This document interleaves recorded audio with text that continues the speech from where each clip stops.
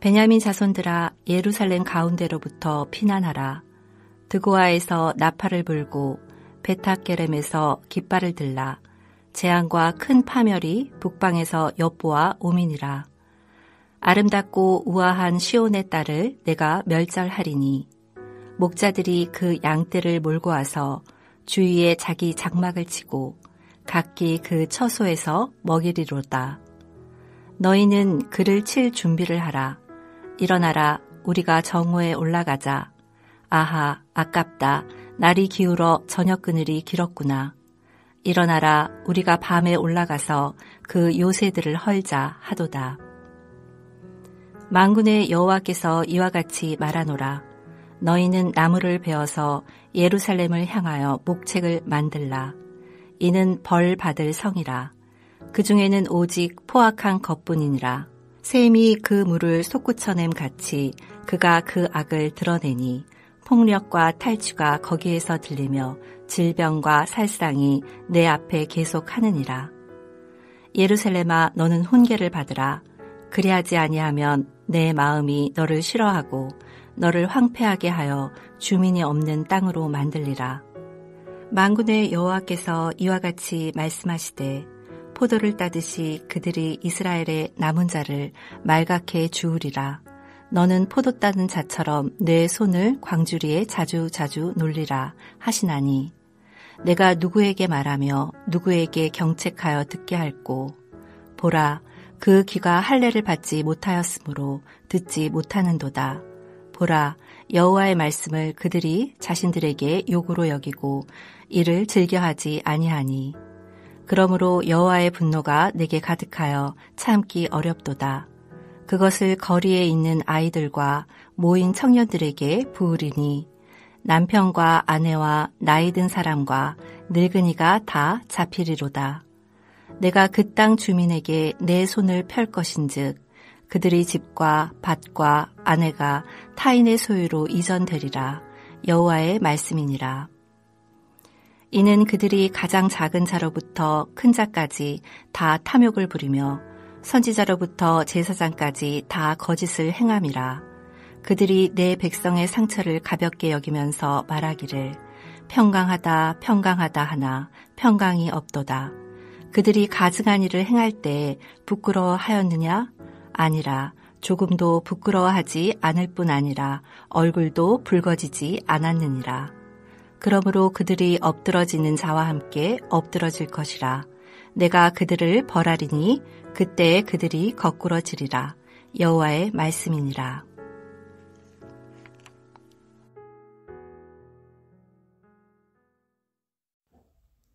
오늘 묵상 본문은 구약성경 예레미야 6장 1절부터 15절까지의 말씀입니다. 하나님 아버지의 간절한 호소라는 제목으로 은혜 나누고자 합니다. 오늘 본문의 전체적인 내용은 하나님의 심판의 의지에 따라 이스라엘을 심판하러 오는 많은 군대가 이미 정복 전쟁을 위해 출발했음을 배경으로 오늘 본문은 진행됩니다. 정복군이 이스라엘의 모든 사람들을 쓸고 갈 것임을 기술하고 있습니다. 이제 곧 예루살렘의 포위를 앞두고 사람들은 예루살렘 성에서 떠나야 한다는 것을 말하고 있는 본문입니다. 전체적으로 오늘 본문은 크게 세 가지로 나눠줄 수 있는데요. 1절부터 5절은 시온에 대한 심판의 선언입니다.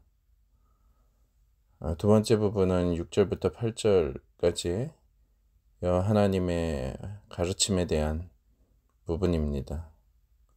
마지막으로 9절부터 15절은 거짓된 이스라엘의 모습에 대한 안타까운 상태에 대한 기록이라고 할 수가 있습니다. 오늘 본문 1절은 피난하라는 명령문으로 시작을 합니다. 베냐민 자손들아, 예루살렘 가운데로부터 피난하라.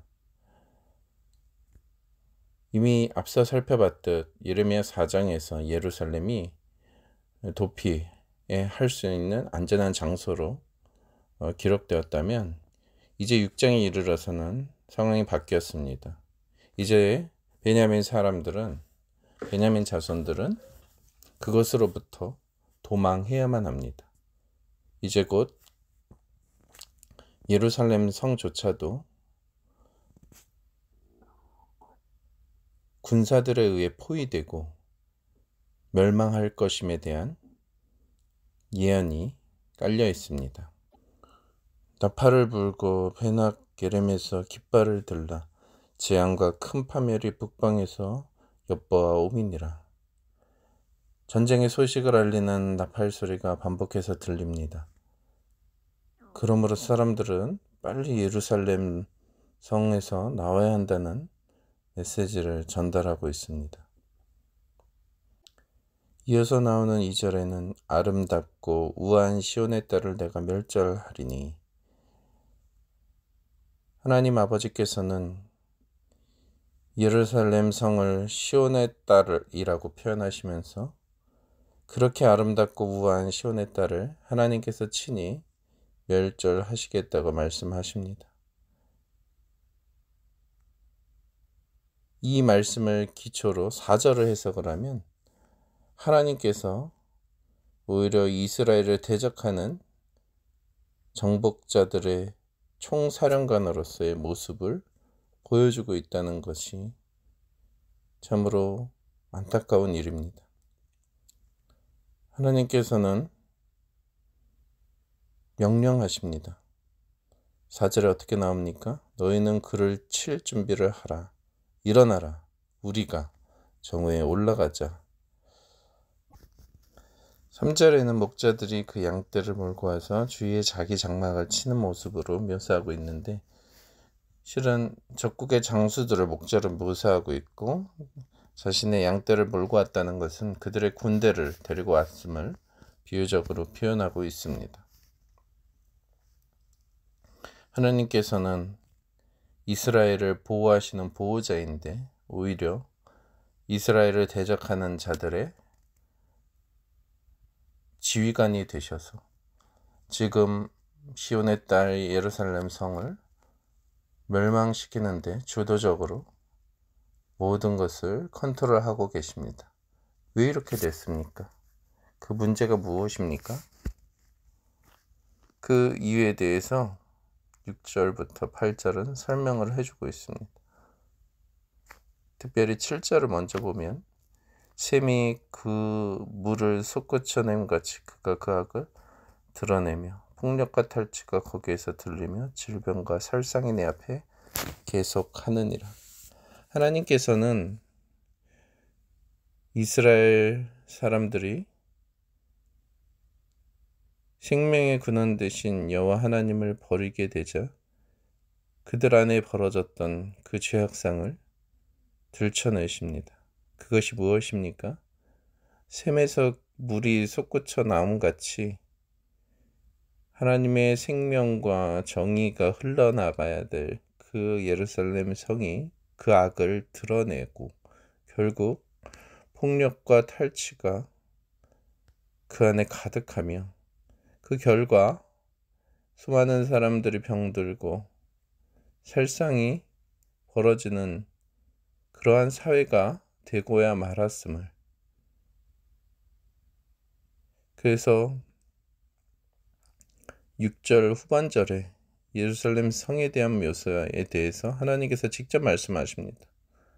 이는 벌받을 성이라. 그 중에는 오직 포악한 것뿐이니라. 이것이 예루살렘 성을 멸망시키는 그 군대의 지휘관이 여호와 하나님이 되신 이유가 됩니다. 그러나 앞서 2절에서 시온을 향해서 시온에 따라라고 말씀하셨듯이 하나님께서는 우리 아버지가 되셔서 마지막으로 그들이 돌이키기를, 회개하기를 하나님의 이 경고의 말씀을 받아들이서 하나님의 이 멸망의 그 메시지에 그들이 멸절당하지 않기를 간절히 원하십니다. 그래서 8절에 이렇게 말씀하십니다. 예루살렘아 너는 훈계를 받으라. 그리하지 아니하면 내 마음이 너를 싫어하고 너를 황폐하게 하여 주민이 없는 땅으로 만들리라. 하나님께서는 정의의 하나님이십니다. 죄악을 언제까지나 계속 보고만 계실 수 없습니다. 그들의 죄악으로 인해서 병들고 골마 터져서 그 상처를 내버려 두면 완전히 죽게 되기 때문에 하나님은 전쟁이라는 채찍을 들어서 메스 같은 그 칼을 통해서 그들의 죄악을 징계하심으로 그 죄악을 도려내시기를 원하신다는 것입니다. 미워서가 아니라 그들을 사랑하시는 하나님께서는 최후의 그들이 회개할 수단으로 지금 전쟁을 준비하시고 일으키시는 것입니다. 그러나 그 고통과 참상이 굉장히 심할 것이기에 하나님은 아버지의 마음으로 마지막으로 이렇게 호소하고 계십니다. 예루살렘아 너는 훈계를 받으라. 하나님의 말씀에 훈계를 받아야 되는데 그들은 그렇게 합니까? 9절부터 15절의 말씀은 하나님께서 그들을 심판하실 수밖에 없는 그 이유에 대해서 반복적으로 말씀하고 계십니다. 10절과 11절의 말씀을 세번역 성경으로 읽어드리도록 하겠습니다. 제가 말하고 경고한들 누가 제 말을 듣겠습니까? 그들은 귀가 막혀 주님의 말씀을 들을 수 없습니다. 주님께서 하신 말씀을 전하면 그들은 저를 비웃기만 합니다. 말씀 듣기를 좋아하지 않습니다. 그들을 향하신 주님의 진노가 제 속에서도 부글부글 끓고 있어서 제가 더 이상 주님의 진노를 품고 있을 수도 없습니다. 그들의 모습은 하나님의 경고의 말씀을 들을 수 없는 상태였다고 말하고 있습니다. 그래서 오늘 본문 개역 개정판에서는 그 귀가 할례를 받지 못하였으므로 듣지 못하는도다 라고 말을 하고 있습니다. 그래서 하나님은 예레미야 선지자에게 명령하십니다. 예레미야 너는 그 분노를 거리에 있는 아이들과 모인 청년들에게 부어라. 남편과 아내와 나이 든 사람과 늙은이가 다 사로잡히리로다. 그들이 하나님의 말씀을 듣지 않은 결과 모든 사람들이 다 포로로, 전쟁의 포로로 노예로 사로잡히게 될 것임을 말씀하고 계십니다. 계속해서 그들의 그 죄악의 결과 12절에 어떻게 나오고 있습니까? 내가 그 땅 주민에게 내 손을 펼 것인즉 그들의 집과 밭과 아내가 타인의 소유로 이전되리라. 여호와의 말씀이니라. 다른 사람들이 이스라엘 사람들의 밭과 그 남자들의 아내들까지도 다 차지하게 될 것임에 대한 완전히 멸망할 것임에 대한 메시지가 선포됩니다.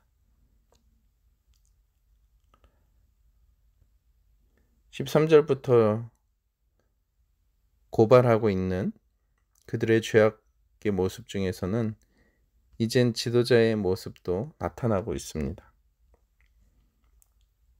선지자로부터 제사장까지 다 거짓을 행하고 있음을 13절은 그들의 죄악을 고발하고 분명히 죄로 인해서 깊은 상처를 받은 상황인데 이 지도자들은 백성의 상처를 가볍게 여겼다고 14절에 말하면서 거짓된 평안의 메시지를 선포했음을 고발합니다.